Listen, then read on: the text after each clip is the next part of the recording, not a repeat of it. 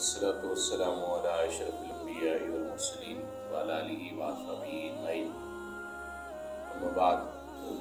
جیسے والدین کے حقوق ہیں اسی طرح اولاد کے بھی حقوق ہیں۔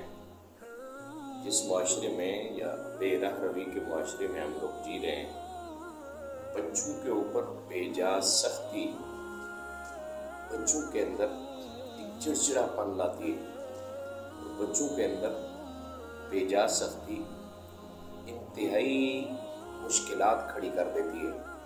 حضور اکرم صلی اللہ علیہ وسلم اپنی اولاد کے ساتھ انتہائی دوستانہ ماحول رکھتے تھے۔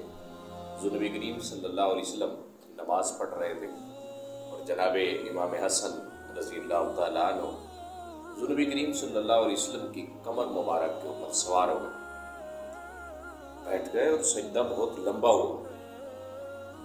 پیچھے صحابہ کرام نماز پڑھ رہے تھے، انہوں نے یہ سوچا کہ ہو سکتا ہے سرکار دو عالم صلی اللہ علیہ وسلم کی روح قبض ہو گئی ہو۔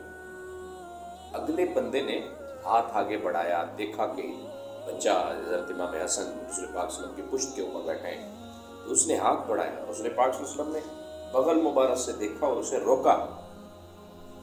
میرے دوستو، آپ سوچیں اگر ہم نماز پڑھ رہے ہوں اور ہمارا بچہ آگ کے اوپر بیٹھ جائے، ہم کتنا غصہ کرتے ہیں۔ سرکار دو عالم صلی اللہ علیہ وسلم کی نواسی جناب زینب رسول پاک صلی اللہ علیہ وسلم کی سب سے بڑی بیٹی، ان کی بیٹی آقا دو عالم صلی اللہ علیہ وسلم ظہر یا عصر کی نماز پڑھا رہے تھے، وہ اللہ کے نبی صلی اللہ علیہ وسلم کے شان مبارک کے اوپر بیٹھے۔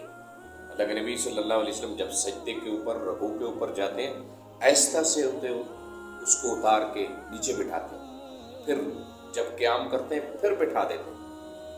اس لیے اپنے بچوں کے ساتھ دوستانہ ماحول رکھیں۔